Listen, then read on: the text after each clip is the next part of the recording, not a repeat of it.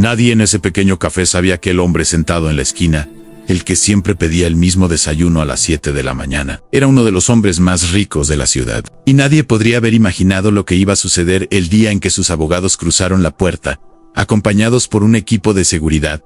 Anne-Marie trabajaba como camarera en el Café de las Rosas desde hacía 5 años. Era un pequeño establecimiento modesto, encajado entre una lavandería automática y una farmacia, en un barrio que había conocido tiempos mejores. Las mesas de formica estaban desgastadas, el linóleo del suelo estaba arañado por años de pasos apresurados, y la máquina de café emitía siempre ese silbido inquietante que hacía sobresaltar a los nuevos clientes. Pero a Mary le gustaba su trabajo. Le encantaba el olor del café recién molido por las mañanas, las conversaciones con los clientes habituales, los pequeños momentos de conexión humana que hacían que cada día fuera único. Tenía 28 años. Sueños que se habían erosionado con el paso del tiempo, y una hija de 6 años, a la que criaba sola desde que su compañero las había abandonado 2 años antes. El señor Dubois había llegado por primera vez una mañana lluviosa de noviembre.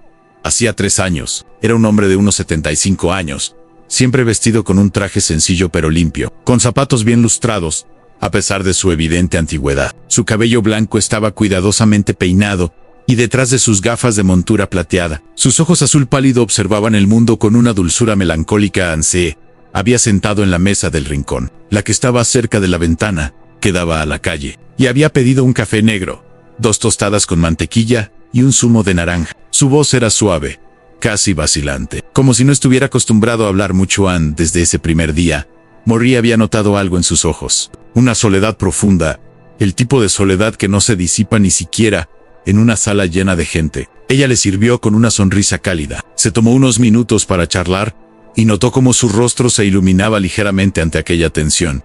Anne volvió al día siguiente, y al siguiente, y pronto, su presencia cada mañana a las 7, se volvió tan regular como la salida del sol. Con el paso de las semanas, y luego de los meses, Marie y el señor Dubois desarrollaron una rutina cómoda. Ella conocía su pedido de memoria.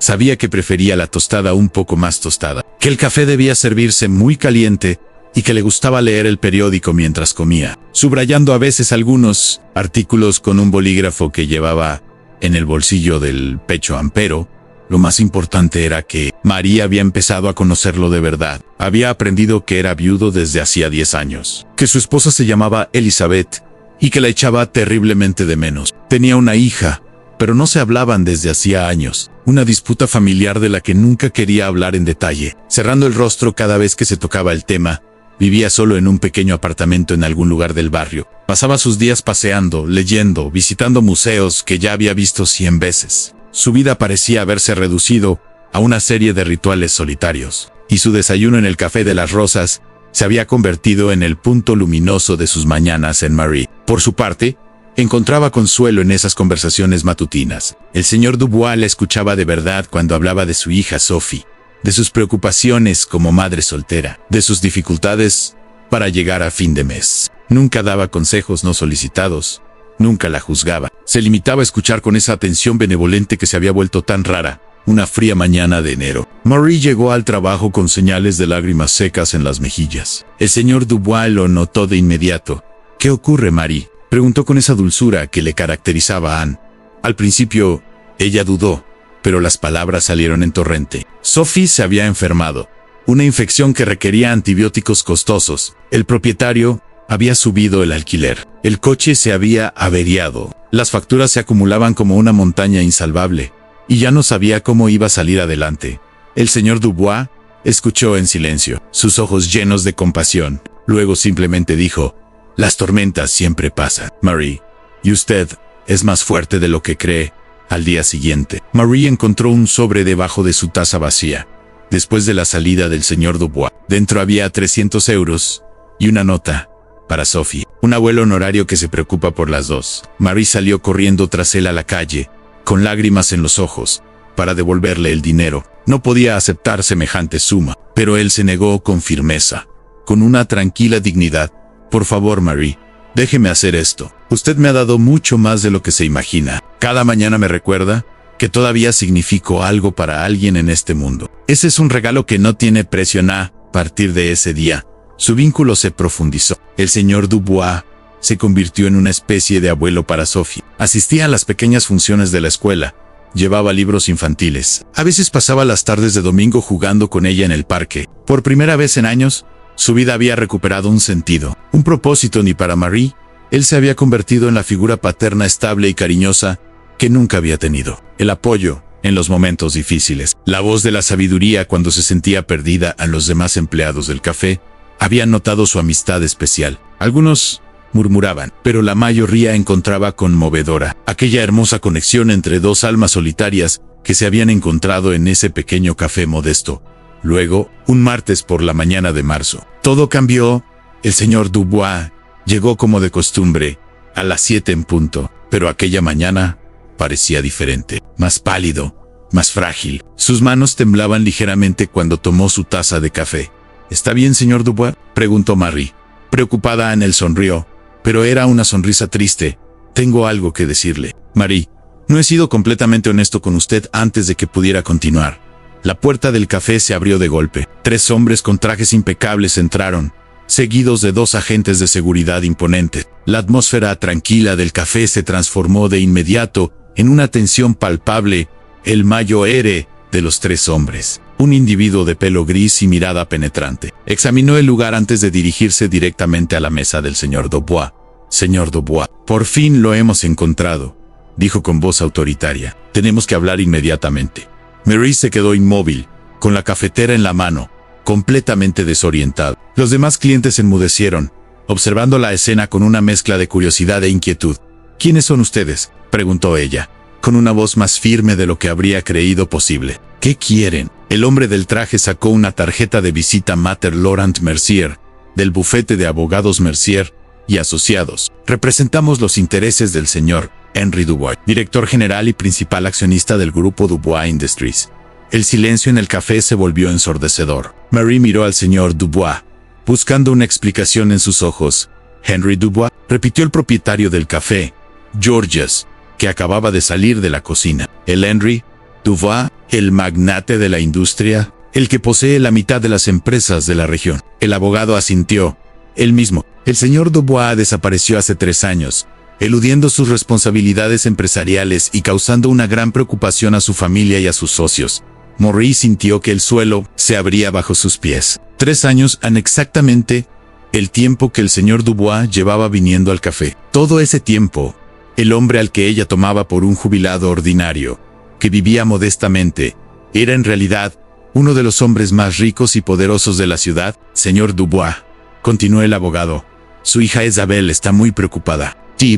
Hay decisiones importantes que tomar sobre la empresa y su salud. Miss Salad, lo interrumpió el señor Dubois, con una voz de repente más firme de lo que Marie le había oído nunca. ¿Quiere hablar de mi salud? Por primera vez en 10 años, me siento vivo, aquí, en este café, con estas personas que me tratan como a un ser humano, y no como a una cartera o una firma en un documento. Anne se levantó lentamente, su dignidad intacta a pesar de las miradas atónitas a su alrededor. Me llamo efectivamente Henry Dubois. Y sí, estuve al frente de un imperio industrial durante 40 años. Construí una fortuna, gané todos los premios, formé parte de todos los consejos de administración prestigiosos. ¿Y sabe lo que descubrí? Que era el hombre más solo del mundo. Su voz se quebró ligeramente, pero continuó. Tras la muerte de mi esposa, me di cuenta de que nadie en mi vida se preocupaba realmente por mí. Se preocupaban por mi dinero, por mi poder, por lo que yo podía hacer por ellos. Mi propia hija solo me llamaba cuando necesitaba algo para la empresa. Así que un día lo dejé todo. Tomé una decisión que mis abogados consideraron una locura. Creé un fideicomiso para gestionar la empresa. Me aseguré de que todos mis empleados estuvieran protegidos y me marché. Anne volvió hacia Marie, con los ojos brillantes de emoción, y encontré algo que no había conocido en décadas. Una verdadera conexión humana. Una amistad basada en quién soy, no en lo que poseo. Marie, usted y Sophie me han dado una razón para levantarme cada mañana. Me han recordado lo que significa ser humano. Las lágrimas corrían ahora libremente por las mejillas de Marie. ¿Por qué no me dijo nada?, preguntó. Porque tenía miedo, admitió simplemente. Miedo de que todo cambiara si usted lo supiera. Miedo de perder lo único auténtico que tenía en mi vida. El abogado carraspeó. Incómodo, señor Dubois, es muy conmovedor, pero hay cuestiones legales urgentes. Su hija ha iniciado un procedimiento para que se le declare incapaz de gestionar sus asuntos. Si no vuelve y resuelve esta situación, podría perder el control de todo lo que ha construido por primera vez desde su llegada. Una pequeña sonrisa apareció en el rostro del señor Dubois Mater Mercier. Creo que usted no entiende. Ya no quiero nada de eso. El imperio, el poder, las reuniones interminables, las decisiones que afectan a miles de vidas pero que a mí me dejaban completamente vacío. Ya no quiero esa vida, hurgó en el bolsillo interior de su chaqueta y sacó un sobre que tendió al abogado. Este es mi testamento revisado, preparado y notariado hace 6 meses. Verá que he tomado disposiciones muy específicas. El abogado abrió el sobre y sus ojos se agrandaron a medida que leía. Pero, señor Dubois, esto es extraordinario. El señor Dubois se volvió hacia Marie. Estoy enfermo. María en cáncer. Los médicos lo descubrieron hace 3 meses. He rechazado los tratamientos agresivos. A mi edad, con mi esposa, faltándome cada día, estoy preparado para lo que viene, pero quería asegurarme de que las personas que han hecho que mis últimos años fueran significativos estuvieran protegidas en Marie. No conseguía hablar. Los sollozos le bloqueaban la garganta. La mayor parte de mi fortuna irá a diversas obras benéficas, a mis empleados que han sido leales durante años, y a proyectos que marcarán una verdadera diferencia en la vida de la gente, explicó. Pero he creado una fundación, la Fundación Elisabeth Dubois, en memoria de mi esposa. Esta fundación ayudará a madres solteras como usted, Marie, a obtener educación, a iniciar negocios, a ofrecer un futuro mejor a sus hijos. Anne tomó la mano de Marie entre las suyas. Y a usted, Marie, la he nombrado directora de esta fundación. Hay un fondo de dotación de 50 millones de euros. Tendrá todo el apoyo necesario, un equipo completo, y la libertad de hacer de esta fundación lo que usted desee que sea, porque usted entiende de verdad lo que significa necesitar ayuda, y tiene la compasión necesaria para ayudar a los demás. A Marie negó con la cabeza, sobrepasada por todo. No puedo, no sé cómo gestionar algo tan grande. Aprenderá, dijo él con confianza. Igual que aprendió a criar sola a una niña maravillosa, a trabajar duro, a conservar su amabilidad a pesar de las dificultades. Tiene exactamente lo que se necesita, un corazón generoso y una comprensión profunda de lo que la gente realmente necesita. En las semanas siguientes, fueron un torbellino. La historia ocupó los titulares.